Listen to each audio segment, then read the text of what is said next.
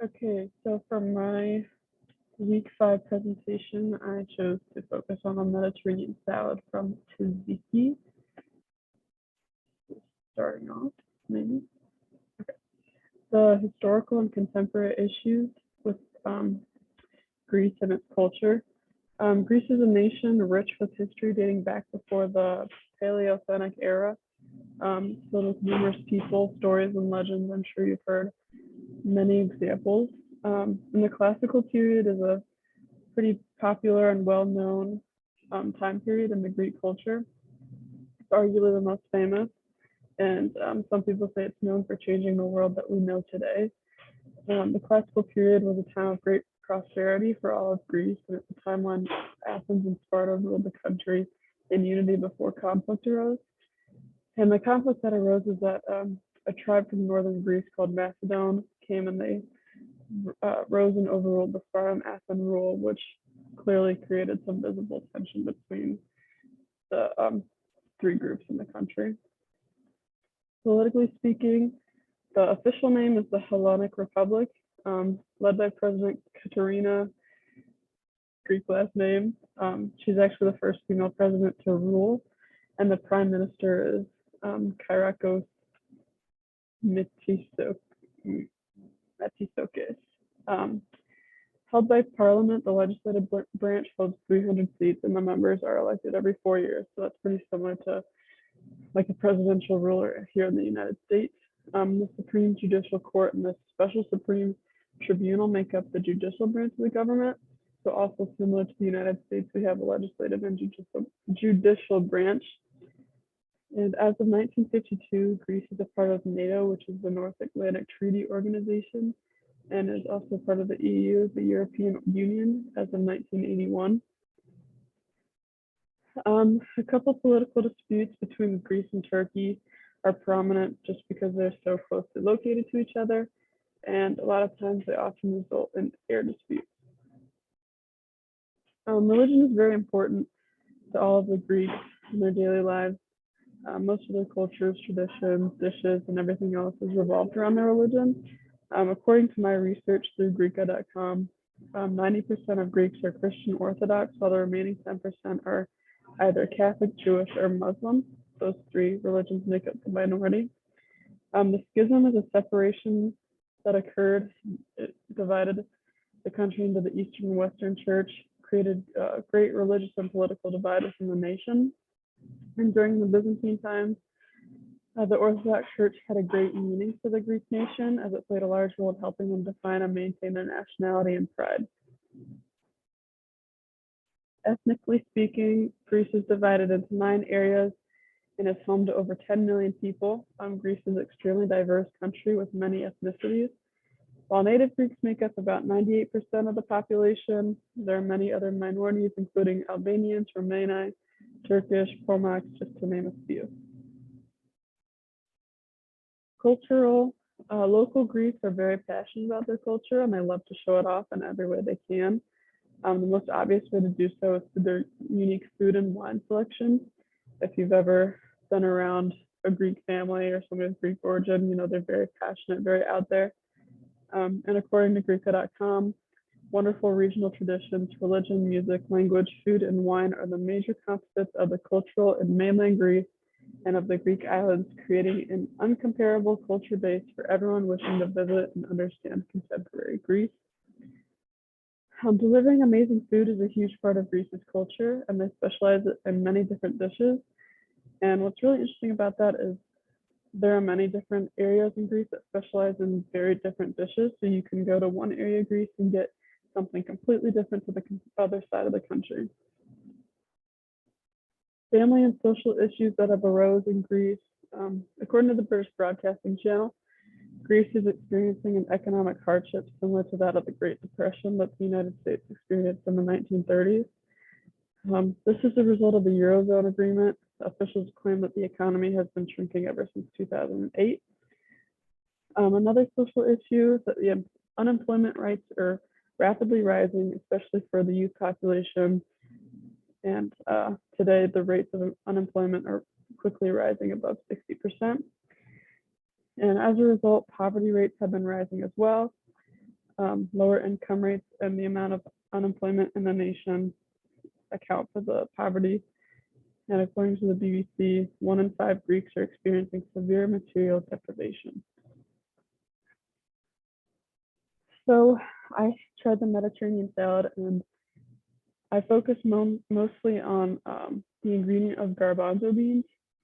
So according to the United States Department of Agriculture, 1 cup of dried rinsed garbanzo beans contains 210 calories, 3.75 grams of fat, 34.8 grams of carbohydrates, 10.7 grams of protein, 9.58 grams of fiber, and 6.08 grams of sugar, all in just that 1 cup of garbanzo beans. Garbanzo beans' relationship to disease. The Mediterranean salad, like I was talking about, is filled with the garbanzo beans, which have been proven to prevent many diseases and help maintain our weight in many different ways, or maintain our health in many different ways. One of the ways in which garbanzo beans help our health is through preventing cancer. Various nutrients and minerals found in the garbanzo beans have been known to prevent all sorts of cancer, including breast and lung cancer. Garbanzo beans are also known to regulate blood sugar, since they are filled with starch that is great for slowing down the digestion of carbs, which improves the lives of people who live with diabetes. It improves our colon health. Since it's helping our digestive system, it helps create a more regular and consistent bowel movement schedule. And lastly, it helps maintain our weight, since it is one of the few foods that provides us with the right amount of fiber and protein intake without exceeding our recommended caloric intake every day. So this ultimately allows us to feel more satisfied on a healthier option, so we don't overeat or eat unhealthy foods. The ingredients that were in the tzatziki salad. Tzatziki prides itself on gathering fresh ingredients straight from the best place of origin, whether it's olives and olive oil directly imported from Greece, red peppers from Turkey, rice from India, or other ingredients more locally produced, such as feta cheese from Wisconsin and lamb from Michigan. Tzatziki does not settle for mediocre processed foods.